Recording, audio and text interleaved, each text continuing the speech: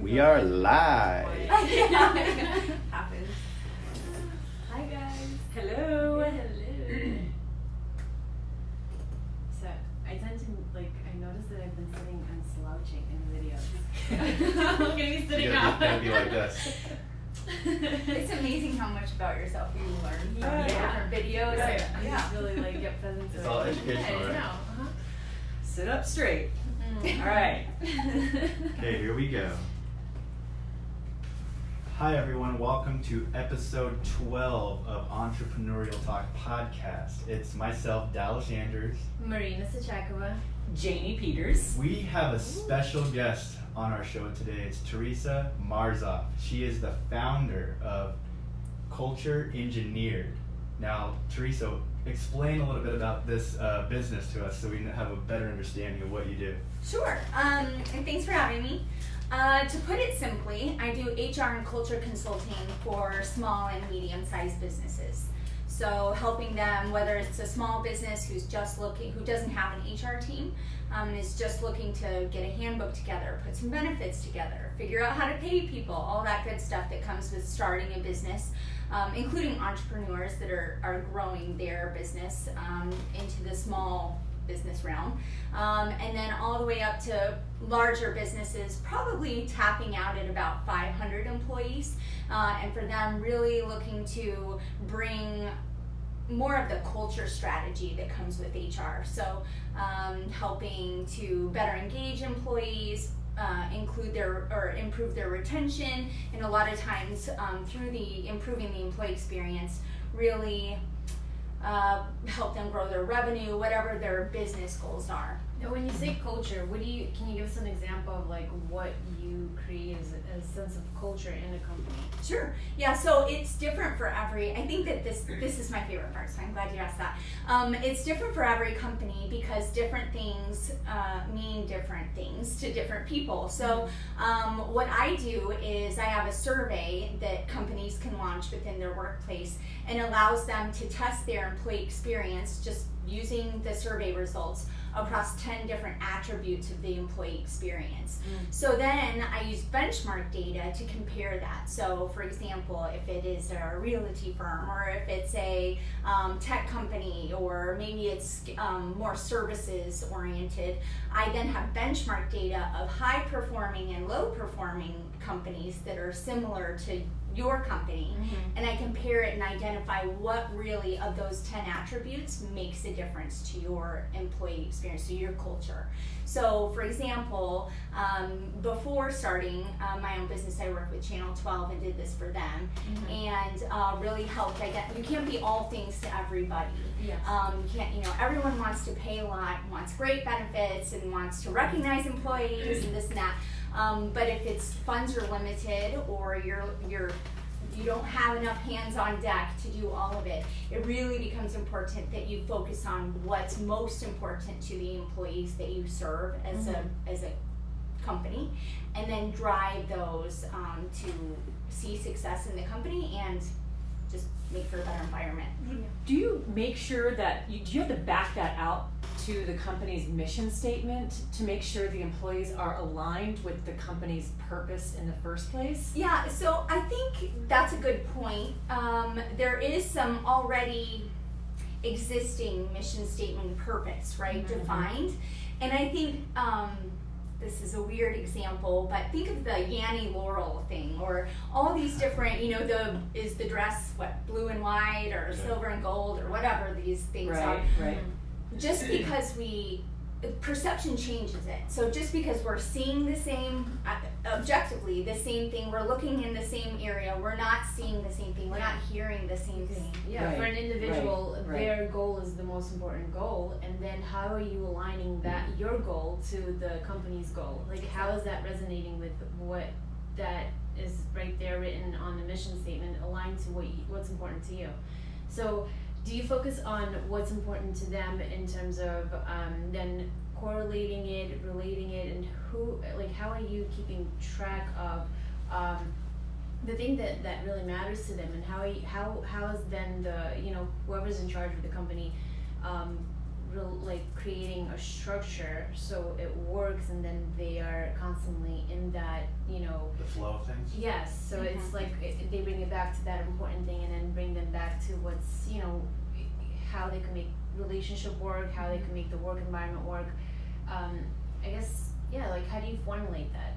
So it depends on what's missing, Mm-hmm. but kind of what I think you're touching on is a lot of times it's not just doing the right thing, it's marketing it in the right way. Mm-hmm. So for example, a recognition program. Maybe you are recognizing people with gift cards, and this is, you know, you recognize them in an all hands meeting with gift cards on great job, that was awesome.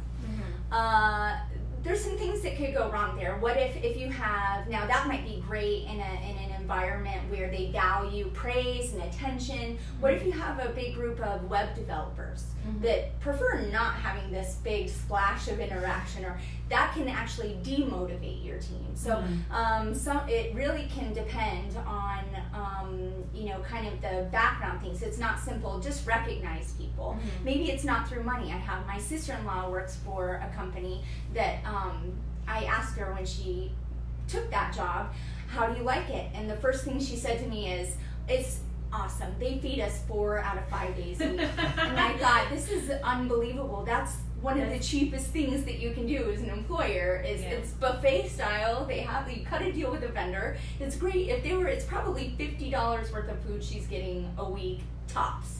She eats a lot. I love my sister-in-law. I eat a lot too. So $50 tops, right? What if she's getting $50 a week for, she's a graphic designer. This isn't much compared to her salary. $50 a week is not. That's unbelievable, but they get this value. It's, you know, she's a working mom, so she loves to be able to go and actually have a quiet meal, engage with her coworkers. Double Dutch also does this. They're an event marketing company. Their head of engagement calls it breaking bread. They sit down and eat together every day, or this idea of food, even not providing it, but just simply having it together, can foster this recognition environment. So there's a lot of different things that employers can do, and it'll kind of come down to how they envision it, how the money that they have available, if they want to go big time, or if they want to like break bread and just eat together every day. It can just, there's a lot of room to play in with each of those aspects. So the thing that you mentioned earlier, you said to find out what's missing. How do you go about finding what's missing in the process of, like, you know, so how do you find out what's missing? Yeah, so again, it comes down to benchmarking. So this is what we see working, this is what we see not working. And then the discussion with the company is really important. So a lot of companies will use this survey to identify, well, what's gone, you know, as a change management tool. So if a new CEO is brought in, or maybe it's not even a CEO, but it's a very valued member of the team, a director, or maybe the founder. A lot of times founders are exited from companies because you're no longer the CEO they need. You know, your time is kind of done. So in these situations, that can be detrimental to a culture because it's so ingrained in what they did or who they are. So the survey can be used as like a change management tool to identify what's the matter. Well, that's going to look very different than just a normal day-to-day. So then the context, okay, tell me what's going on. Why are we seeing lack of integrity just skyrocketing in this group? What happened to trigger this? And usually there's a triggering event if it's really extreme. And then you deep dive, okay, let's see how that could have been handled better. Just, you know, we are, as human nature is very, I think that, like you said, it's human nature. I think if you don't have the focus on what's important to you, you kind of lose sight and you become comfortable and you just don't do what you need to do. Unless you have that vision and mission, what's important to you in front of you, it's just going to dissipate and we'll just become ordinary and we don't achieve the things that we want to achieve. And then the company is lacking and there's less production and less, you know, the flow of things as a unit divides. Right. We're kind of isolated. So now that we kind of have an understanding what it is that your company does and provides, your typical client or customer, would that be an entrepreneur that just started hiring on employees, or someone who has a bunch of employees who then are now running into struggles and now they're reaching out to you? Like, that typical client that you're meeting, is it how does that whole process work, and then what is that like when you're introducing this whole HR, and not necessarily HR, but just the building a well cohesion team with everyone so they're operating on the same page? That's a great question. I think so. I host a monthly event where we have some of the kind of community leaders who have great cultures. I think next week is waste management, and 2 months ago was Tuft and Needle. So some of these great cultures that are around, and I always ask them, when did you recognize your culture? When did you acknowledge, oh, this is something we need to manage. People have expectations on coming here to work. And usually they learn, unfortunately, the hard way. Once they've already built out, maybe they have 20 employees, and this is when they start realizing, okay, these aren't just, my friends. These are people I've actually had to hire. And it's usually pretty hard at that point if you've neglected the HR and culture side altogether. But at the same time, different levels of business need everything. So I'm a big believer that if you are a business of one, you have a culture. It's just, fortunately, you're in sync with yourself. If you're deviating from your own core values, you have other problems anyway. But as soon as you look to build on that, it's similar to a brand. None of us, it's rare we'll buy something without recognizing the brand, because we have an expectation of a product or service.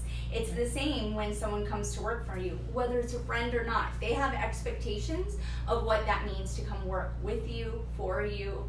So what do you recommend for the solo entrepreneur who's looking now to scale and start that support? How do they start navigating those waters? Yeah, and it depends. If they're just, I'm going to start adding people now. Yeah, business is picking up and they're spread thin. Like I will say, I just came back from vacation, and pretty much the entire 8 days I was gone, I was working. And it was a great problem to have, but at the same time, I need to be able to unplug. And so now I'm looking to, how do I bring on, and what is that process like to make sure that I'm forming something that's right and I can keep that retention. There are a lot of great tools out there, so you can do it that way, kind of self-run, and it's similar to creating a business plan. You're creating your culture plan or your culture strategy. We offer some of those tools that you can use, and it helps kind of launch, your plan of hopefully replicating yourself or complementing yourself, as you grow your business. And then also that's something we do. So I get a lot of, and this was a surprise to me when I started this business, a lot of startups reaching out saying, we know that they're planning on exiting. They want to be purchased. And now a lot of VCs are looking at the quality of your culture, because otherwise what are they buying? There's a lot of great products. It's more valuable as a company. And when they buy that company, that's who they're buying, right? That and their reputation. So I think now a lot of startups are realizing, okay, we're at maybe the founding 4 people or whatever you might have in a typical startup. We need to put a plan in place, and so that is. I'm so impressed still when I see this, because I think they get it, they realize the importance, and and I'm guilty of it myself, separating the HR which is like compliance. It's the person you don't want to talk to, right? Then you get that's the principal's office. And then we separate out, culture. Yeah, that's what makes people happy. The HR side is what makes people awful when you're talking to your low performing people, and the culture side is, what do we do to keep happy people happy? It's the same. So it's all inclusive. How you talk to people that are not performing in your company, or that you're not hiring, or that whatever it might be, your candidates, anyone that engages with your culture or a company as an employer. That is your culture. It's happening right now. You can write whatever you want on a mission statement. You can have it pretty on the best paper to offer, have it available online. It doesn't matter. How you engage in that moment is your culture at work. So as soon as you start growing this idea, you better have a good foundation, but at the same time allow it to be flexible, because it's going to change. Things you think are important now, you'll realize, no, it's actually something different than that. So is the idea then to keep it just small, that statement, that mission statement, so you can modify it? I always not to get too detailed. No, I think it's a great question. I love minimalism because it keeps you focused on what matters most. Right. And so core values I think are critical because it really identifies who you are and what you're not willing to compromise on. Some of the most amazing discussions with companies I've been in are in those hot moments when you realize I'm damned if I do and I'm damned if I don't. No attorney can help you because they just tell you the risks on both sides. And then you have to just decide who you're going to be. Now you decide who you are as a business. And that comes down to your core values. So I think any company, whether you're a solo person or you have 500 people, really you should be able to strip down those core values, and that's what runs your business. Are you familiar with Simon Sinek? Yeah. Start with Why, because we've referenced that book so many times on this podcast. We love it. Is that part of what you're saying? Is find out what is your why? Yeah. The core of your business, and then stay true to that why. Absolutely. And if you do that, it seems like it would be a no-brainer to kind of always come back to it. Mm-hmm. Is that part of what you recommend to 100%. Yeah. Because if you think that employees that you hire are going to understand that same thing or that's shared, you're wrong. I mean, it happens in marriages. Talk about marrying someone, then you realize, we're not on the same page. You think that's okay. Because see, I think this is okay. We should have discussed this before. Yes. Hopefully you dated, figured that out. But it's the same thing, and you're probably, hopefully, much more intimate with your spouse than you are your colleagues. So it's 100% understandable that you're going to need, you're going to need to flush that out and really have those hard discussions, because again, even once you think you've finalized it, you have it, we've got a good core value set here, things are going to happen that challenge that, and you'll need to flex to that. Not changing your core values necessarily, but really understand, how do you perceive this value versus how I perceive this. So it's not just as simple as that. It's putting out your why and just attracting those people that believe in your why. I think the thing that you mentioned with the marriage, I think setting up an agreement, whether it's marriage, whether it's business, whether it's hiring someone, right? Setting up an agreement, like this is what my agreements are. Yeah. And then allowing them to look if that works for them as an individual. It's what your core values are, and then seeing if his or her core value matches yours, and then coming to an agreement where where you guys meet. Ask your question. Like you call it. We had a caller. Wow. Yes, caller. I didn't know we were getting calls. We'll take our first caller now. Very, very, very. So I actually, now that we're talking about this, I'm trying to remember, with all the jobs that I had in the fitness industry, I actually remember having struggle with our team cohesion. And then the changes we went through was, the company became more transparent to the employees, and where it really I think I saw that shift was my manager got us to understand where our goals were, how much money are we really open to how much money are we bringing in, where are our goals, where are we at, what do we have to do. But what it does is the shift that happened with me and other coworkers was our belief system changed in the company. So, because in the way it is if you get your employees to believe what you believe, they'll condone as you condone. And now that this is all kind of coming back to me, and it was wow, that the culture is so important, even in a one-person show, like you're saying, because the culture would be your why. Why are you doing it? And then you set the tone from that point on. Yeah, and I'm discovering, I just joined Keller Williams, I'm discovering the whole why all over again, and it's why it's important to have your why. And then it's every time you pick up the phone and you don't want to do it, then you revert back to why it's important to do the things that you're doing, lead generating. It's why is that important? And then it's almost taking away the negative thought and whatever, and realigning to the importance of what I'm creating for my own self.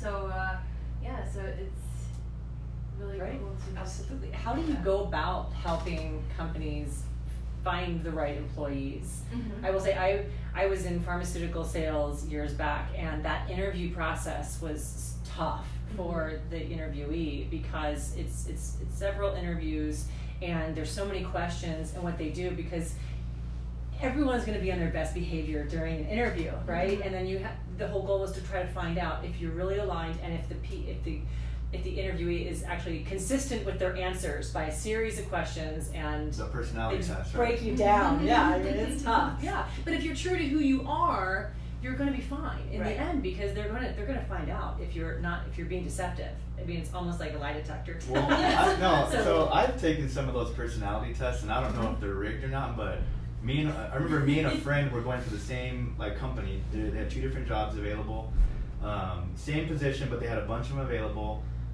The reason I didn't get the job is because I failed the personality test, because I was so honest and true based on my feelings. And I said, what did you do on the personality test? And he's like, I just strongly agreed or strongly disagreed. I didn't do anything in between. But some of my stuff was kind of in between. But the thing is, you didn't really fail. You were who you are, and you were I get authentic that. to yourself. And in the end, it probably just wasn't a good fit. But- Preach, right? sister. Yeah. That's awesome. But Yes. as an employee with the employee mindset, Yeah. I felt I didn't get the job, I failed. But an entrepreneur will look at that differently. This isn't a good fit for me. Right. You know what I mean? Yeah, So definitely. that was that's kind of my takeaway from that was, that's my mindset in the past, how I had to change from an employee mindset to an entrepreneur. Yeah, because if you're trying just to answer the questions the way the employer wants you to answer them, then you're going to be in a situation, you're going to get the job, so you're Right. going to win, But I'm not and gonna then like you're the going to be job. stuck in it, and I'm you not don't gonna like like it the because job. it doesn't fit with you. Sure. So how do you go about helping companies weed out those applicants? So I think I love the personality tests. How they're used, I don't always love. But again, as long as your process, it's 2 things to me. And full disclosure here, I hate recruiting.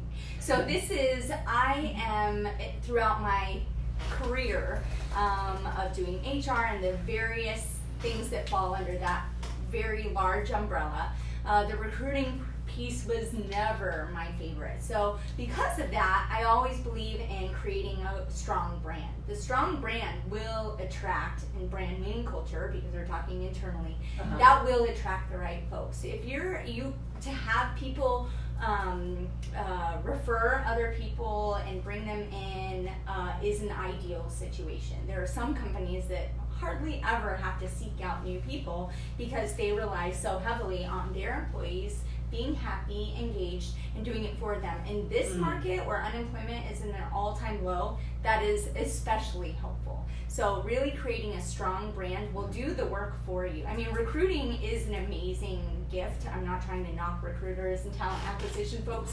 Right. For companies that I come into that are struggling with that as they go through this transformation of, really figuring out who they are in life, I rely heavily on some really great recruiters to come in and help the companies as well.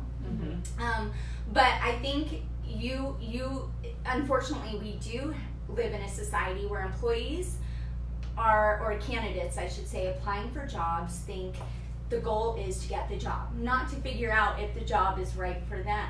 And it's a little bit better than I think historically it was, because again, it's a pretty healthy market. So candidates realize they got a lot of options versus, in 2008 when it was just, I just need a job. I just need I a don't job. care what I do. I'll do anything. Right. Just get the offer. Yeah. Right. So right now, I think the hardest part is finding the great candidates, and you do that, 1, through a strong brand, and then 2, you make that process as consistent with working with your organization or you as possible. So I'll give you an example. I talked with one of the initial folks from Tufted Needle 2 months ago, and he was part of our monthly event. And I asked him about their initial process of bringing folks on, because it was the 2 founders, him and I think one other person, and then they grew. I think he said they grew from 20 to 150 or something within a year, or some locally based. Okay, they in are. Phoenix. Okay. They're And supposed so- to be really comfortable beds, by the way. Yeah, great company, lots of good At a great reviews about price. them. Yeah. So, anyway, he talked about doing that and said sometimes we didn't have an approach. It was just whomever's available, go and interview. It's just, and then we talked about the state of the business, and if anyone's ever been, if you're an entrepreneur or in a startup, it's very similar because you're all things all the time, and it can, your day, you might plan your day and then something happens and it just derails. Right. So it's this very, it's a very niche group of people that can function in that high chaos, right? Because most of us want to go to work, do our thing, check out, I'll do my thing tomorrow. It sounds awesome. So really, I said, well then, that hiring process was probably ideal because it echoed, I mean, it's not ideal in the sense of, getting maybe the best high caliber candidates, although they have very talented people, but the most, similar to your culture, absolutely, because if your interviews running an hour late because they just had to go put out fires because their whole system crashed or whatever it might be, that's your jam. Of course you can function in that. And what about connecting the current employees with potential new employees? Oh, that's tough. Because then you need to make sure that, yes. Right. So especially for companies undergoing a change in some way. So for example, talking about, sometimes I say, here's your survey results. Tell me what's going on here and where do you want to be. So now I get the reality version versus the dream version. If you guys ever done online dating, I don't know, everyone. You read the dream version of themselves. Everyone somehow does bicycling and rowing. Everyone hikes, and then you meet them. Oh, I went hiking one time. You got catfish. You think about going hiking often. So now you have this dream version, right? You hired we're this culture because you're talking about who you want to be, and then you hire someone and they realize, oh no, you're not that culture at all. You want to be that culture, you're on your way to that culture, but you need the people that understand you're transforming or enjoy that process of transforming. So I think that process can be very touchy, especially if you're going through any kind of growing pain or just change in general, because just that process itself shakes that already difficult process up even more. So you talked about when you establish the brand and how powerful it can be to attract your tribe. When I think about that, a local company here, Dutch Bros. When you think of Dutch Bros, have you gone to a Dutch Bros? And it's crazy because I went to this one, I go across town, I go to this one, and the employees act exactly the same. High energy, happy. Yeah. It's like in and out. Yeah, the culture is just... Starbucks. Everyone you go to, that's what you expect now to go to any... When I went to the Dutch Bros the first time, I'm like, oh, that person's just really happy. Sure. Well, when I go very often, or another one, it's just like, wait, this is a thing. Right. This is their brand. Right. But not only that, not only as a customer do you see it, but a potential employer candidate looking to get hired, they know what to expect, like what the culture's about there. So Sure. I like that, like attracting your tribe, how establishing the brand is so powerful. That's huge. That's definitely huge. And they have to have, that has to be a core aspect of their culture. It's this service. It's this focus on service too. And there's a book by Tony Hsieh, the founder of Zappos, and it's Delivering Happiness. If you haven't read it, I love this book. Right. And so he talks about this. And one of their, I won't go on as much as I'd love to, but one of their core values is it's like treat others with respect. They have a lot cuter way of putting that, but that's essentially what it was, or be humble, something to that effect. And early in their process, of course, he wrote the book and it's out the window now, but they would include in their hiring kind of panel discussion the limo driver that would shuttle, and I mean, they were already a pretty phenomenal company then. This is before they were purchased by Amazon, but all this. And they would include the limo driver to see how that person, because they're bringing in some of the top talent, right? CFO, potential, this, that, to see how he or she treated that person. And treated the limo driver. That's part of their hiring process. So because they were so true to their core values, and he talks about, we had to pass on some of the best talent because as far as skill level and knowledge, experience, because they didn't match our core values. Because and what is interesting? That is our core value. We value, we love expertise and all this, but you've got to be this. This is our person. And that's huge for a company to have realized that, because they understand the importance of not having a cancer come in because of everything they've built and established. They can knock it all down. And I think, just to add on that, I think that's the saddest thing right now. And one of the reasons I chose to do this, because small entrepreneurs, small and medium-sized businesses think they don't have to worry about this. That's something that larger corporations do, which is true, they do, because they have very expensive staff that handles that, strategic people that understand how to manage the employee experience so that it produces the best business result. But mid-sized businesses, small businesses, and entrepreneurs, we're all now in this environment competing for the same customers. It doesn't matter that maybe I met with actually today talked with a 3-man operation, and they're having culture challenges, and as they add on those, on that foundation that's already weak, it'll just worsen. And small and mid-sized businesses can be crippled if they don't address these culture challenges. And I think that that's the true, and that yes, there's a compliance side of HR, but this proactive, let's figure out what matters, let's prioritize everything and from the employee experience, so that then we just have this solid foundation and can grow and sometimes shrink as you need to, but still have a sustainable company. That is what will make the good from bad succeed. Not because of the product or service necessarily, but because of the people creating that. So I think one thing that I could take away from this, when creating a partnership in business, any kind of partnership, make sure that partnership, or in terms of employees and everyone else that's working for you, make sure that you are aligned to what their vision and mission, their goals, and their importance is aligned to what's important to you.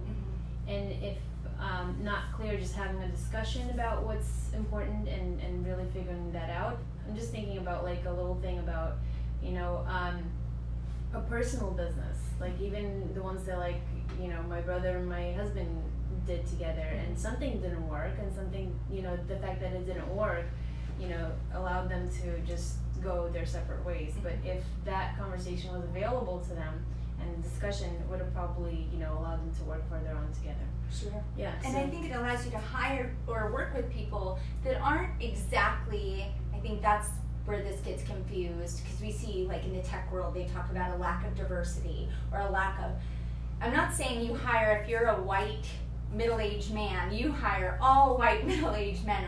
It allows you to be flexible and open and diverse, because obviously, hopefully that's something that you value, but nonetheless, it finds what matters most at your core of how you work, why you work, what you believe in, and then build around that.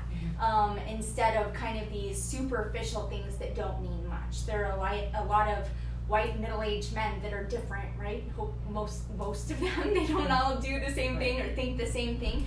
But again, it allows for diversity and a more positive culture that's sustainable, versus if you just hire based on these very superficial things, I like this guy, so there's a lot of people I like. This is a proven track record, and this is his experience. The application, they checked all the right boxes, or the personality test, they passed all the right things. Some of the best people that I've worked with have been the most surprising on the surface level, but when you have those valuable discussions, and in your kind of talking about what you mentioned earlier, in your hiring process, you should figure out some way to really bring that person out as far as their, what makes them. Oregano's local, obviously. I think we all know the Oregano's chain here, and it's got a very dynamic culture. Their recruiting process, tell me a joke. This is very much their culture. Maybe you won't be able to think of a joke, but imagine asking a very an IBM type, tell me a joke. No, not a good fit. Next. Right. So I think That's a pretty identifiable moment. So it's been very interesting because learning about this and how huge it is for any size the company is. Sure. Because we're getting kind of running out of time here. So I wanted to leave it for you. So if you're an entrepreneur, if there's an entrepreneur that wants to get a hold of you, Sure. whether they're a one-man show or they're looking to hire on an assistant, if you're someone to help out, but they don't know really the right way to start about that because they want to get the right people, not just someone to do the job. Right. How do they go about getting a hold of you, to get in contact with you, and how does that process work to get them started? Do they book an interview with you? Do you come to them? So I'm going to open up the mic to you to give out your contact information Sure. and to really explain to them how to get that process started. Sure, absolutely. Thanks. You can always go to our website. There's a lot of materials there, which is cultureengineered.com. Or you can see us on, I guess, Twitter, LinkedIn, Facebook. I think Got your that's bases it. covered. Yeah. So pretty easy to find in all those. And then feel free to email or call. So anyone can always email me. I'm always interested to chat about culture. So that's Teresa, Teresa at cultureengineered.com or info@cultureengineered.com, and we'll direct it. And then my main number is 855-444-2404. And how it works from there, I like as much face-to-face interaction as possible. So I do serve companies outside of just the Arizona location. So we would either set up a chat online, or we would meet face-to-face. I'm happy to come to you. And once we kind of deep dive into what you have going on, I don't do retainers. It's only project work. Or you can do the culture subscription, which is $1,500 a month, and that buys you a lot. You can see the list of services as to what that does, and that really brings up if you have an existing HR team, that kind of ups it to essentially what a corporate HR team would look like. It just layers on the strategy, so you're not actually having to pay hundreds of thousands of dollars to an HR strategist type. But if you're a smaller, mid-sized business, which I get a lot of startups, I have a checklist that just helps identify what you should address first. That's free. Email me. I'm happy to send that to you, and you can do kind of a self-assessment. And then, as I mentioned, I don't do retainers or anything, but I'm happy to discuss maybe some training needs you have. Maybe your handbook is a little stiff or non-existent. Maybe your benefits could be better and they're not. You're losing candidates because your competitors have better benefits than you do. And that's probably huge right now. It is in some fields more than others. Healthcare is a big one because they know what they're talking about and they really prioritize it. So again, whatever your issue is, or if you're just seeing kind of the effects of it, you're not hiring the right folks, or maybe you're losing good folks, or maybe you're hiring but your margins are narrowing because they're not as mindful of what you're looking to achieve. Call me, I'm happy to help. The cool thing is everyone benefits when the culture improves, and then get you set up to succeed. And then our survey's always free, so you can go on, request a link, and you get your own personalized company's link, and very cool. Survey results. Yeah, thank you so much. Great. Yeah. Yeah, Thank thank you. you. Thank you so much. This is great. Episode 12. Yay. Thanks for coming on the show. Thank you. Thanks. All right. Alright. That's awesome. Yeah, that's really Thank great. you for watching Yes. on Facebook. Yeah. Bye. Do we have any more callers? Yeah. Right. Any more callers?